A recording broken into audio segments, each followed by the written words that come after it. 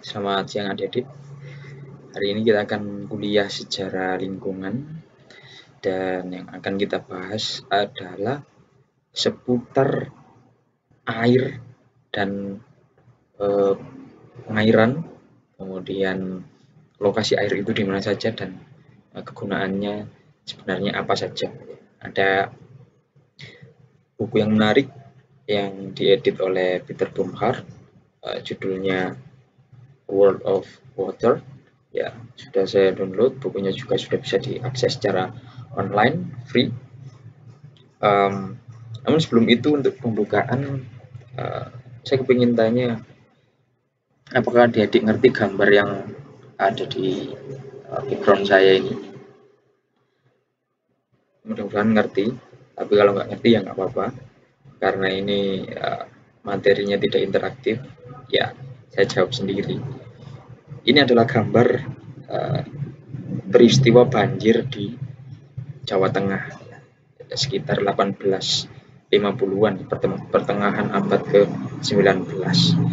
Jadi Jawa Tengah ada banjir bandang. Ini adalah lukisan Raden Saleh.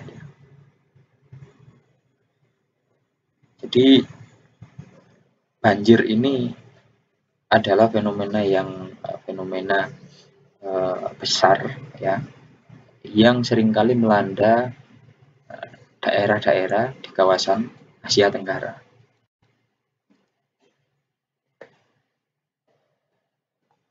Ini adalah salah satu fenomena banjir bandang yang kemudian dilukis oleh Raden Saleh. Bagaimana dahsyatnya itu memang kurang diketahui karena memang minimnya sumber. Oleh karena itu, air ini menjadi hal yang di satu sisi itu untuk sumber kehidupan, tetapi di sisi lain itu juga sangat membahayakan. Buku yang diedit oleh Peter Bumhard, World of Water, itu berisi tentang kumpulan tulisan tentang pokoknya masalah air lah dan kegunaannya. Bagus sekali bukunya. Nah, ini sudah saya download ya. World of Water. Nah, dalam dalam buku ini ada pembukaan yang ditulis oleh Peter Bumhard. Saya kira adik-adik mungkin sudah pernah membaca ya, atau mungkin pernah saya share buku ini. Di pembukaannya yaitu Peter Bumhard menulis instead of flux, atau di dalam negara yang mengalir ya, atau di dalam negara yang penuh dengan aliran. Aliran apa ya? Aliran air, maksud aliran sesatnya, aliran sesat ya. Kemudian subjudulnya Water as a Deadly and Life-Giving Force in Southeast Asia. Air sebagai kekuatan yang mematikan dan kekuatan pemberi kehidupan di Asia Tenggara. Nah, ini sangat-sangat menarik sekali. Saya akan membahas tulisannya Bumhard ini. Buku ini terdiri dari beberapa tulisan, banyak sekali tulisan ya, bisa di download sendiri. Yang menarik di sini dalam pembahasan pertama ya, bahwasanya air di Asia Tenggara itu memang pemberi kehidupan sekaligus memberi bencana ya, atau mungkin di satu sisi bisa menghidupi masyarakat, di sisi lain juga sangat berbahaya, hazardous water ya. Nah, ada kata yang menarik yang ditulis oleh Bumhard di sini ya, tentang tadi ya,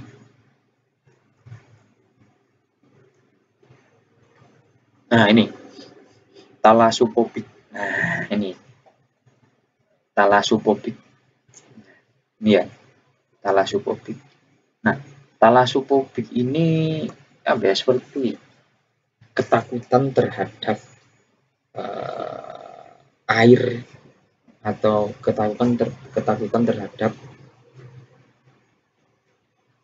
lautan.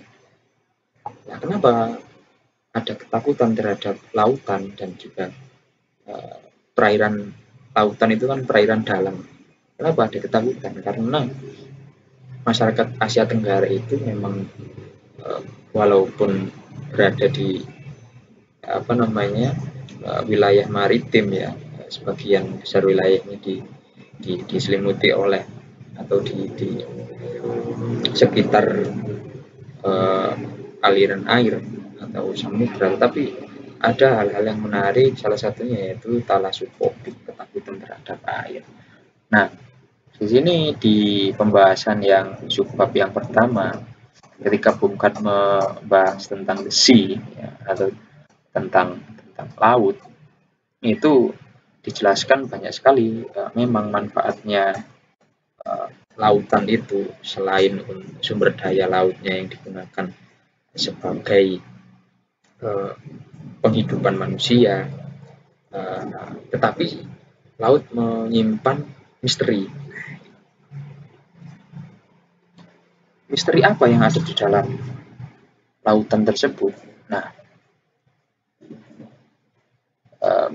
Bung Kat menjelaskan kalau air di Asia Tenggara itu tidak bisa dilepaskan dari kosmologi. Jadi masalah kosmologi ini adalah masalah the evil on the water ya, maksudnya ada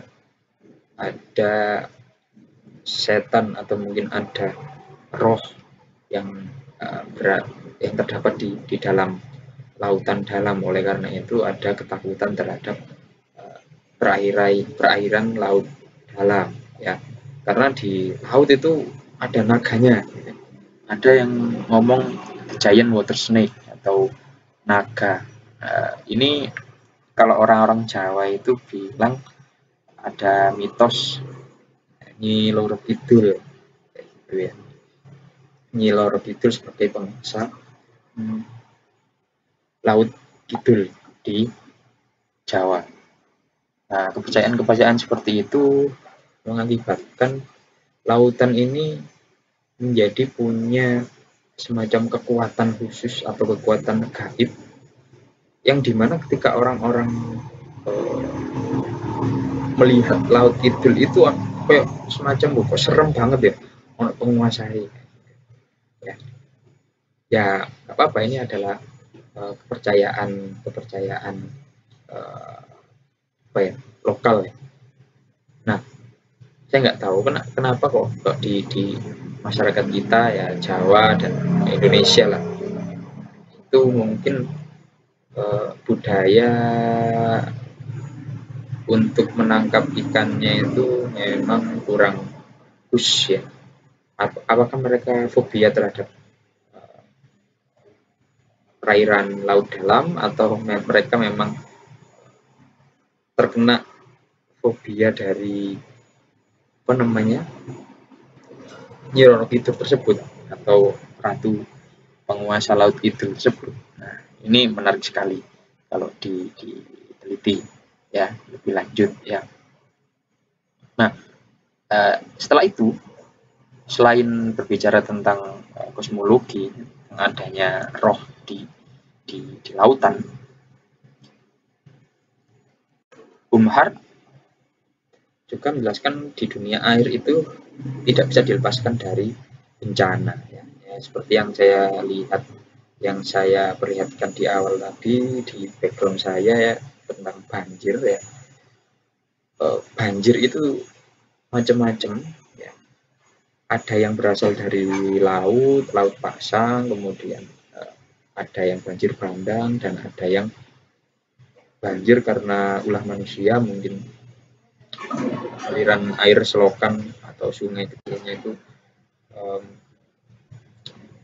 mampet sehingga banjir. Nah, oleh sebab itu dalam buku ini banyak sekali artikel yang menjelaskan tentang bencana yang diakibatkan oleh air. Ini sangat menarik sekali. Kemudian selain bencana itu ada juga piracy atau apa namanya, bajak laut, atau perompak. Nah, ini bajak laut itu jangan di uh, artikan sebagai orang jahat ya. Sebenarnya bajak laut ini kalau di akhir abad ke-19, kalau menurut Bung itu adalah respon terhadap kapal-kapal kolonial yang berlayar dan ingin menguasai perairan di di Nusantara. Kalau di Sriwijaya itu malah dulu sebelum abad ke-15 itu malah negaranya ya, kerajaan Sriwijaya itu memang bersahabat dengan bajak laut. Ya, sebelum Portugis datang, ya itu ya memang bersahabat sekali dengan bajak laut. Di sini ada keterkaitan air, transportasi air dengan piracy ya, bajak laut. Hal yang menarik lainnya yaitu ya ini tentang exploitation of aquatic resource. Sejauh mana sumber daya air atau sumber daya yang berhubungan dengan air, entah itu di perairan laut dalam maupun di sungai, itu dieksploitasi.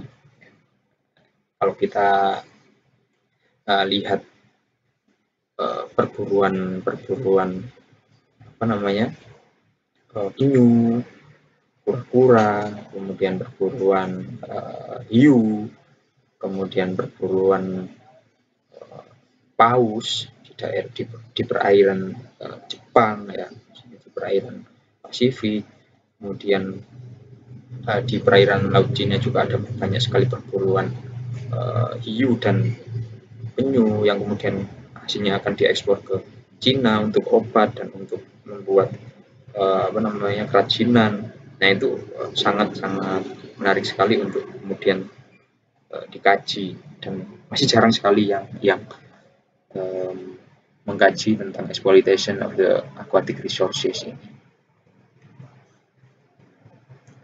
Kemudian, nah ini water in health and illness. Apa namanya? Air ini dalam kesehatan dan penyakit ya.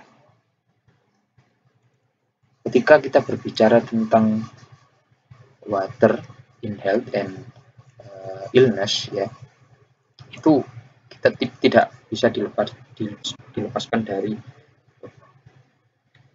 kebudayaan masyarakat ya, water culture ya. Kalau di Indonesia itu banyak sekali aliran-aliran kepercayaan seperti di daerah Jawa Barat yang menganggap sungai itu sebagai tempat yang suci. Kemudian kalau di sama juga sih seperti di Jawa Timur ya, di Sungai Brantas dan Bengawan Solo ya. Oleh karena itu beberapa pusat pemerintahan itu memang berada di daerah aliran sungai tersebut ya. Padahal selain air untuk pemberi kesehatan, di dalamnya juga banyak sekali air ini memberikan penyakit ya, seperti kolera, kemudian disentri ya, kemudian apa namanya, malaria kayak gitu ya. Makanya di sini Bung Hat membahas kalau sebenarnya air-air yang khususnya dari sungai itu ya pembawa ini ya gastroenteritic strains. Ini kayak penyakit ini, penyakit perut ya. Ya kayak roteng lah, tapi yang akut. Karena memang sebelum abad ke-20 kalau kita lihat kasusnya di Jawa, itu orang-orang Jawa memang melakukan aktivitasnya kebanyakan di air ya, mulai dari mencuci, mandi, cuci, dan buang air kecil, buang air besar ya. ya itu di kali ya. Kalau ini ada beberapa contohnya bukti ya, mereka nyuci sama mandikan kerbau ya. Ini kan kotoran-kotoran mereka ini kan apa namanya uh, mengakibatkan munculnya bakteri-bakteri penyakit khususnya yang berakibat pada penyakit perut atau pencernaan. Ini bukti yang sangat jelas sekali. Ini ada foto-foto orang mandi ya sekaligus memandikan kerbaunya atau sapinya sekaligus mencuci. Ya biasanya kan kebo-kebonan ngisingnya langsung telepok-telepok neng kali kan ya. Dan ya, itu kalau ini foto abad ke 20 awal, nah ini lukisan abad ke 19 ya memang seperti ini. Ya memang kenyataannya seperti itu. Ya, ini sangat menarik sekali untuk diteliti sampai ada artikel dari Nawianto dan kawan-kawan yang menulis tentang ini menyelamatkan ada kehidupan pencemaran Sungai Berantas dan penanggulangannya dalam perspektif sejarah. Nah, dalam artikel ini dijelaskan kalau pencemaran yang terjadi di Sungai Berantas itu memang diakibatkan dari dua hal. Yang pertama itu limbah organik. Sorry. Apa ya menyebutnya ini? Limbah organik sepertinya ya.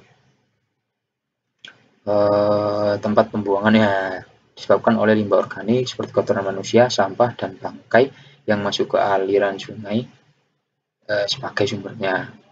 Ya, dua. Yang pertama limbah organik dan yang kedua limbah industrial atau yang biasa kita sebut sebagai anorganik. Nah, hal ini yang nantinya akan menyebabkan kalau menurut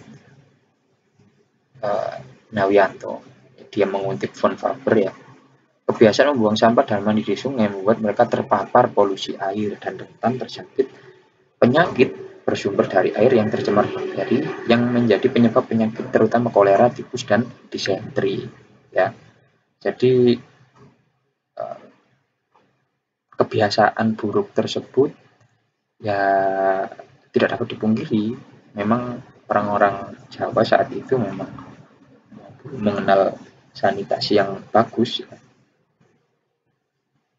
Sebelum pada akhirnya ada kebijakan-kebijakan dari pemerintah kolonial seperti Wilderness Verordening atau pembuangan sampah di tahun 1920-an dan kebijakan-kebijakan yang lainnya yang terkait dengan larangan untuk ya menggunakan sungai sebagai aktivitas mereka ya, mandi, cuci, dan kakus ya. Ini artikel menarik sekali. Silakan di download.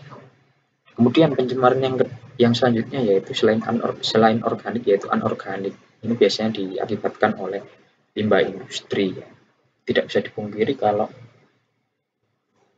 industrialisasi sejak abad ke-19 itu memang mengakibatkan polusi ya, atau menurunnya kualitas air ya. Karena sejak abad ke-19 ini dijelaskan kawasan Surabaya ini telah dipilih pemerintah kolonial sebagai pengembangan kegiatan industri yang memproduksi mesin, senjata, dan kapal. Ya. Ini kemudian juga tekstil, kulit, dan lain-lain. Nah ini akan sangat mengganggu organisme yang ada di dalam sungai maupun sangat mengganggu kesehatan manusia. Nah, menarik sekali pembahasan ini. Nah, dalam artikelnya ini Bung Mukat juga menjelaskan tentang pollution. Maksudnya, pollution itu adalah polusi yang di pencemaran atau polusi yang diakibatkan oleh ulah manusia, kemudian polusi ini menjadi masalah baru dalam kajian air di Asia Tenggara. Artikel yang menarik di sini adalah artikelnya Arif Wejati dengan Anton Lukas. Grendor. Kurang ini ya no. Bangun oma soal ometong. Muka-muka kerungu. Ya. Tentang polusi ini juga memang sangat menarik ya untuk diteliti lebih lanjut, khususnya tentang limbahnya. Salah satu artikel yang pernah menulis tentang polusi itu ya artikel saya sendiri. Mungkin adik-adik sudah pernah membaca ya untuk Jasad Industrial Pollution in Sidoarjo. Sebenarnya polusi itu sudah muncul sejak polusi industri ya sudah muncul sejak abad ke-19 yang ini pendapatnya Luc Nachtegaal ketika meneliti polusi industri di Jawa abad ke-19, dan kemudian berlanjut ketika periode Orde Baru. Ketika periode Orde Baru, masifnya industrialisasi menyebabkan banyak sekali polusi, walaupun pada akhirnya ya pakai contoh di Sidoarjo, walaupun pada akhirnya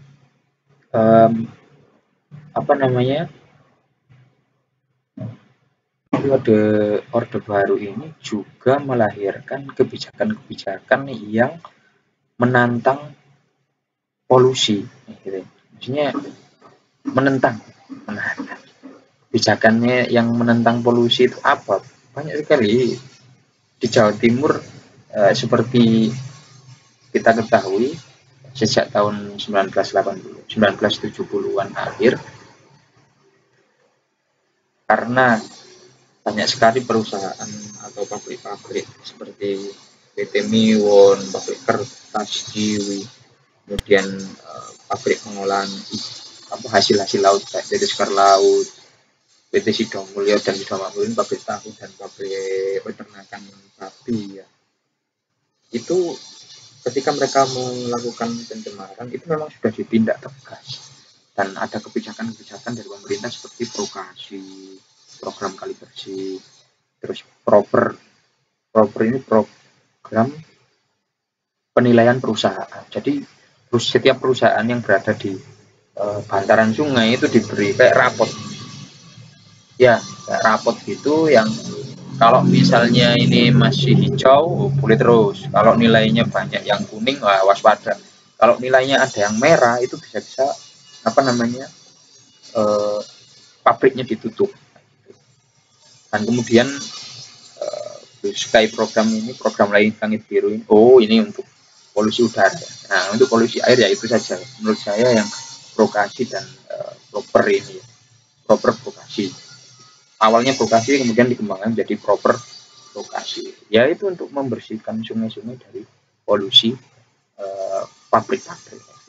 Menarik sekali. Ini baru sedikit yang membahas, jadi saya harap adik-adik juga banyak yang tertarik. Nah, selain polusi, dalam buku ini Bumkat juga menjelaskan tentang pertanian dan juga water in irrigation and drainage. Ya, dia menjelaskan pre-European irrigation and colonial irrigation. Jadi ada irigasi atau pengairan sebelum datangnya orang Eropa dan setelah adanya orang Eropa. Sangat berbeda sekali karena sebelum datangnya orang Eropa di Asia Tenggara, khususnya di Indonesia saat itu ya, kegiatan pertaniannya atau irigasinya itu ya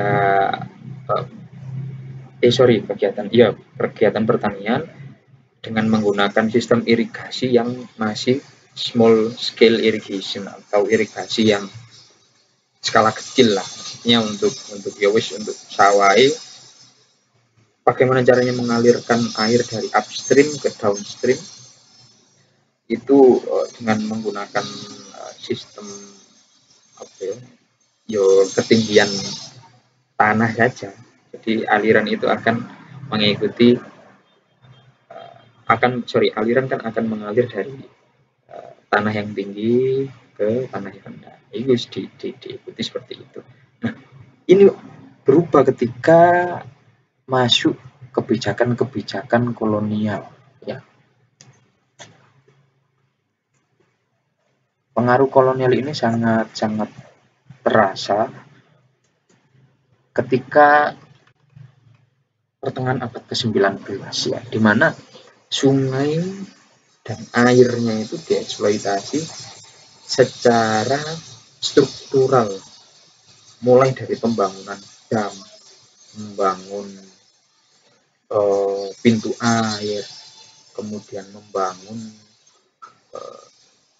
apa namanya kayak sifon gitu loh.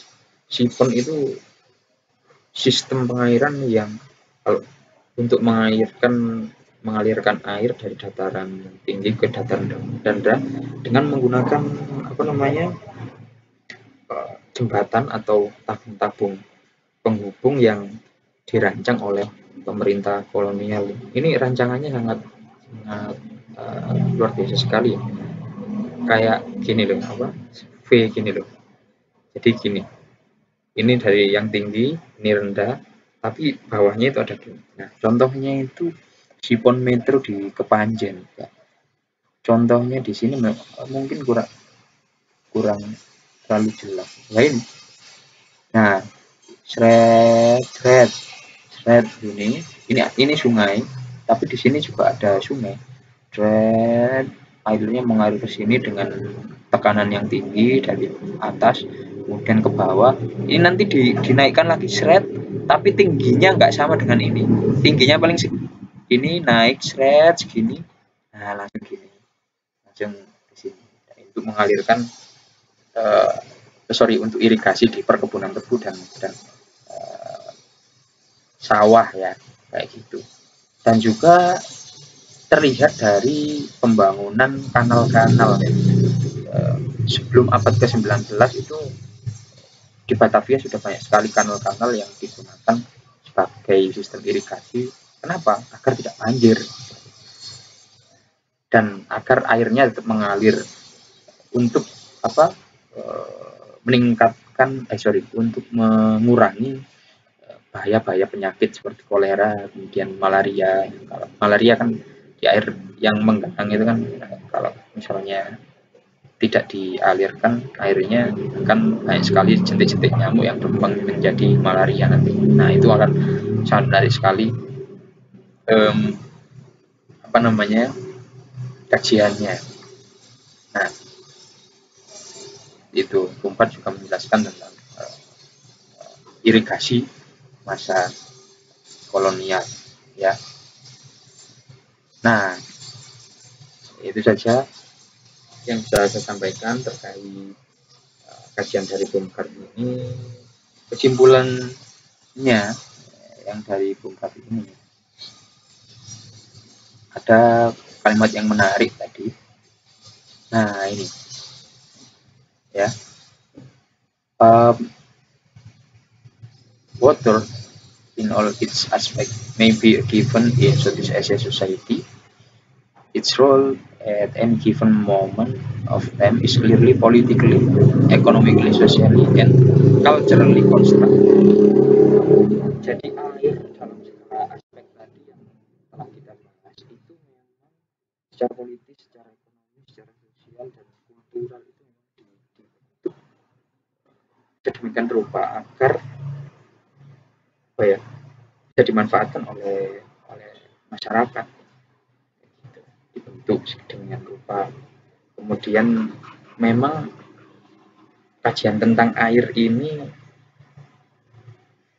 sangat terbatas kalau kita lihat di Indonesia, khususnya untuk mengkaji sejarah lingkungan. Oleh sebab itu saya kepingin adik-adik nanti setelah mendengarkan kuliah ini ada yang tertarik untuk menulis tentang air dan segala aspeknya tadi ya, karena banyak sekali yang masih luput dari perhatian sejarawan Indonesia. Oke, itu saja yang bisa saya sampaikan. Terima kasih, selamat siang, dan selamat beristirahat. Stay at home and stay healthy.